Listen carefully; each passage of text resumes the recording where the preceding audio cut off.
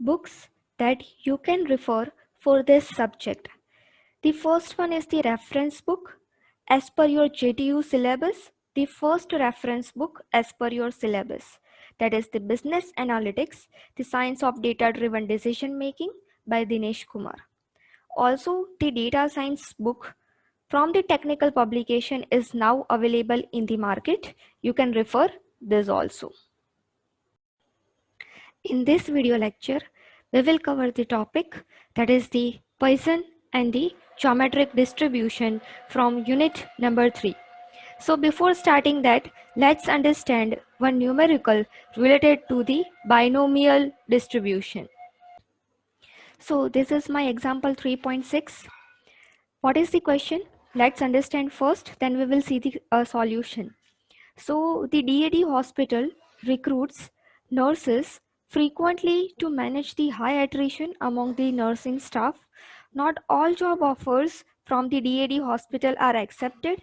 Based on the past recruitment data, it was estimated that only 70% of offers rolled out by DAD hospitals are accepted. So the question is, if 10 offers are made, then what is the probability that more than 5 and less than 8 candidates will accept the offer from the DAD hospital? So more than 5 and less than 8 means we have to find out the probability like this. That is probability of 5 less than x less than 8. That is between 5 and 8. And 5 and 8 are not included. So which numbers are there between 5 and 8? That is the number 6 and 7. So I can write this formula like this, that is the probability of x equals to 6 plus probability of x equals to 7. Now instead of probability x equals to 6, we have to apply the formula related to the binomial distribution. So let's see that formula. So this is the formula of the cumulative distribution function. This formula we have seen in the last video lecture, that is the previous video lecture, that is probability of x is less than or equals to a, then we can write the summation of probability of x is equals to k till a. So we have written like this. Now instead of x equals to 6, what we have to write? We have to replace this formula, that is nk p raised to k 1 minus p raised to n minus k. So this is my formula. Now what is n over here? Instead of n, I am writing 10 because it is given in the question that if 10 offers are made, so my value of n is equals to 10, and over here I have to write k. So what is k? The k is like this, where x is equals to k. So over here x is equals to 6 is there, so my value of k is 6. So I'm replacing all these values, and instead of this p means the probability. It is given that 70% of the offers are rolled out, so the probability is 0.7, and 1 minus 0.7, it means 0.3. And just replace over here the value of n and k with our values, so you will get this equation.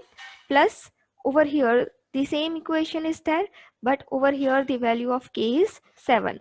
All other values remains the same.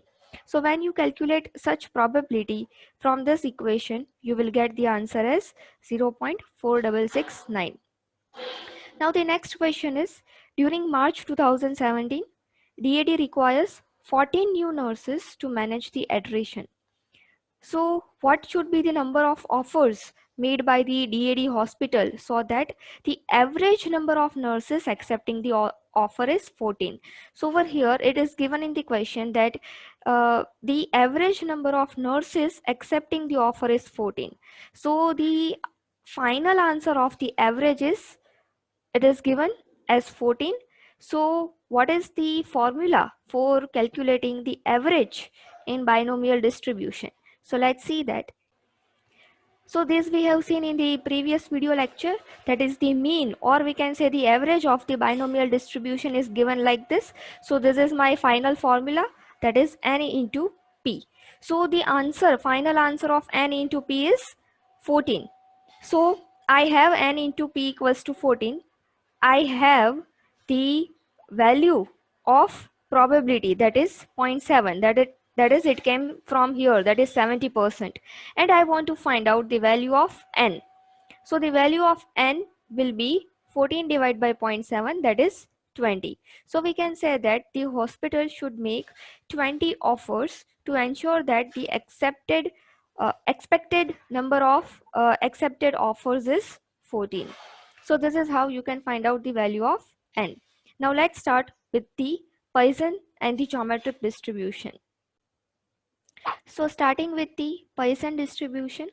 So in many situations, we may be interested in calculating the number of events that may occur over a period of time. In binomial distribution, we have only two different outputs, that is either 0 or 1, like that. Over here in the Poisson distribution, it is focusing on the probability of calculating the number of events. So this is what the basic difference between the binomial and the Poisson distribution is. So when to use the Poisson distribution? So when we have to find the probability of number of events, at that time we will use the Poisson distribution. So the examples of the Poisson distribution, that is you want to find the number of insurance claims in a unit of time. You want to find out the number of accidents in a 10-mile highway.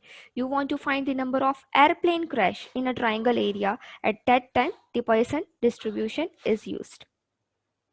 So similarly, as we have in all other distributions, the formula of the probability mass function and the cumulative density function that we will see. So the probability mass function formula is like this, that is probability of x is equals to k is equals to e raised to minus lambda into lambda raised to k divided by k factorial. So the value of k is fixed, that is from 0, 1 to up to so on. What is lambda over here? The lambda is the rate of occurrence of the events per unit of measurement. So you have to remember this, that lambda is the rate of occurrence of the events. Similarly, now we will see the cumulative density function. So cumulative density function of a Poisson distribution is given like this. It is the summation of the PMF. So this is the formula. Now this is the graph of the PMF and the CDF. So let's see this graph. Over here, this is the graph of the probability mass function for lambda equals to 4.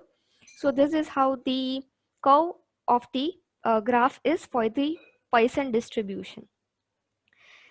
Based on this CDF is made. You can see that you have to do the summation of all these bars and you will get the CDF curve. So you can see over here that for the highest bar, that is 4 and 3 and 4 are the highest bars. So over here there will be some 3 and 4 and your bars end at somewhere 10 over here. So after 10 this graph will go constant. Before 10 the graph will increase exponentially. So this is how you can draw the graph. Now the formula of the mean and the variance of the Poisson distribution. So the mean formula is like this, that is E of x equals to lambda, and variance is also the same. And if we are interested in predicting the number of events over a period of time, say between 0 and t, then for that the probability mass functions formula is this one. Over here the NT is the number of events that occur over a period of time t between 0, t. So we will get a more clear idea about this when we see the numericals. So let's start with the numerical. So first of all we will see the numerical 3.7 and then 3.8. So this is my example 3.7.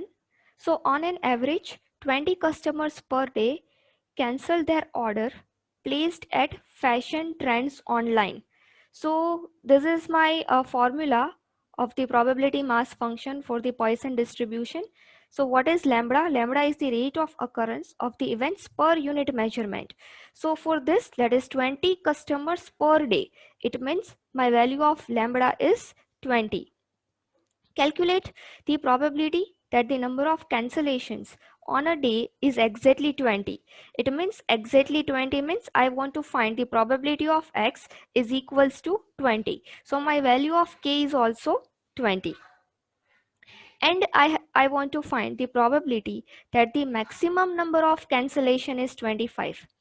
Maximum number of cancellation is 25 means maximum value is 25. All other less values we have to consider.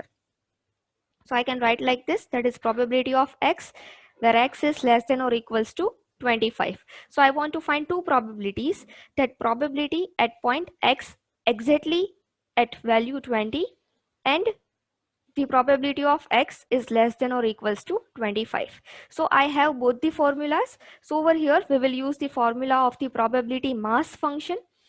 So what is the formula? The formula is like this, e raised to minus lambda, it means e raised to minus 20, lambda raised to k, it means 20 raised to 20. We have the value of k is also 20 and lambda is also 20. Divide by the k factorial, it means 20 factorial. So you can easily calculate this equation in your calculator and you will get the answer, that is 0.0888. The probability that the maximum number of cancellation is 25. So over here this is the formula for x is equals to k and this is the formula for x is less than or equals to k. So over here we have to use this particular formula for finding out x is less than or equals to 25. So it is summation of I equals to 0 to k. So what is the value of k over here? It is 25 because this k came from here and over here the k is 25. E raised to minus lambda, that means e raised to minus 20 and lambda raised to I. It means the lambda raised to k. Over here we have taken k equals to 0 to 25. Divide by the summation of all the k's. So it will start with 0 factorial, 1 factorial, 2 factorial up to 25. And you will get the answer as 0.8878. So you can easily calculate this from your calculator. Now let's see the example 3.8. The number of calls arriving at a call center follows a Poisson distribution at 10 per hour. So what is the given, that the number of calls arriving at a call center follows a Poisson distribution of 10 per hour. Now we will see that calculate the probability that the number of calls over a 3 period will exceed 30. So since the average number of calls, it means the 10 per hour. So what is the lambda? It is the rate of occurrence per unit time. So my value of lambda will be 10 and over here it is given that calculate the probability that the number of calls over a 3-hour period will exceed 30. So we are interested in finding the calls over 3 hours. So the mean number of calls over the 3 hours. So it will be lambda into t is equals to 30. So the probability we have to find like this, that will exceed 30. It means above 30 we have to find. So probability of x is greater than 30. We want to find this. Now we are not having any formula related to x is greater than 30 or greater than k value. So what we will do? 1 minus probability of x is less than or equals to 30. So we have the formula of this particular one, that is the cumulative distribution function. So I will write 1 minus the formula of the cumulative distribution function. Just put the value of lambda t, the k and the value of k turn by turn. So the value of lambda t is 30. The value of k will be first of all 0 factorial, then 1 factorial and up to so on. Whatever the answer is, do the subtraction, that is 1 minus answer, and you will get the final result as 0.4516. So you have to make practice that how to calculate such type of equation in calculator easily. Now let's see our next topic, that is the geometric distribution. So in many contexts, we like to predict the number of failures before the occurrence of the success in a Bernoulli trial. So just for an example, in a repeat purchase such as the grocery purchase or the grocery store, may like to predict some gaps between the purchases of a specific product. So for this, this may be useful for developing the recommender systems. So did you forget features that you are finding in the shopping cart in the online e-commerce websites such as the bigbasket.com? So for that, this geometric distribution is useful. Now in the distribution, we will see the probability density function and the cumulative one, both one. So this is the formula for the probability density function. So over here, we want to find the number of failures before the occurrence of the successes. So the geometric distribution is related to the failures and the success. So this is how it is different from the binomial and the Poisson distribution. So probability density function, it means for some value which is exactly at same position. So for x is equals to x, that is the probability of success at x trial. So is equals to, we can write 1 minus p raised to x minus 1 into p. So directly you have to remember this formula for the geometric distribution. So just make a list of all the formulas, so it will be helpful for you to solve the numericals. So in this above equation, the success occurs at the xth trial, and where x is equals to 1, 2, 3, 4 and p is my probability of success. This is my cumulative distribution function, that is where x is less than or equals to x. So when you want to find the probability like this, that is less than or equals to some value, at that time you can use this formula of the cumulative distribution function. That is the mean formula, that is 1 minus p, and this is the variance formula for the geometric distribution. So this is the graph of the probability mass function and the cumulative distribution function. So let's understand this. So you can see this is the graph. So the curve of the geometric distribution is like this, and this is the summation of all the bars.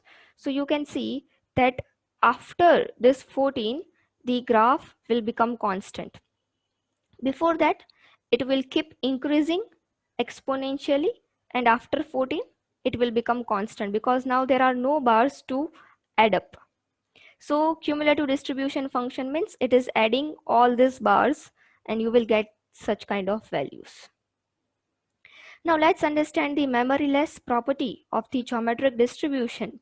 So memoryless property is a special property of a geometric distribution in which we have the conditional probability like this, that is probability of x is greater than 1 plus j, where x is greater than I. So this has already occurred event and you want to find the probability of x which is greater than I plus j. So over here we have to see the complete theorem type, or we can say the complete calculation, which will prove that this probability depends only on the value of j and not on the value of I. So the memoryless property of a geometric distribution means this particular probability does not depend on the history. So it is the memoryless, so it does not require the previous calculations. So over here in the equation it is given like this. So we have one of the probability of x is greater than I. So we can write this probability of x greater than I from the formula of the cumulative distribution function of geometric, that is 1 minus p raised to x. So over here I can write that is 1 minus probability of x is less than or equals to I. So for this I can write 1 minus p raised to I. Again I am repeating that probability of x is greater than I. So we are not having such kind of formula. So what we will do, that is 1 minus probability of x is less than or equals to I. Now we have this particular formula, that is the cumulative density function. So what is the formula? The formula is like this, that is 1 minus p, and over here the value is I, so raised to I. So this particular 1 minus is outside the bracket, so it remains as it is. Now what will happen when you open the bracket? This plus 1 and minus 1 will get cancelled, and the only remaining term is 1 minus p raised to I. Now we want to deal with this particular equation, that is probability of x is greater than I plus j, where x is greater than I. So this probability of x is greater than I is already occurred event. So from the conditional probability function, you can write like this, that which is the already occur event, just write that in the denominator, that is probability of that event, and in the numerator it will be the, what we can say, the intersection of the event A and the event B. So this is the intersection of event A and the event B. So from this you can find the probability of x is greater than I plus j, because this x is greater than I, it is included, it means it is a subset of x is greater than I plus j. So when you are telling x is greater than I plus j, so it also includes x greater than I. So this x is greater than I is a subset of I plus j, so I can ignore this.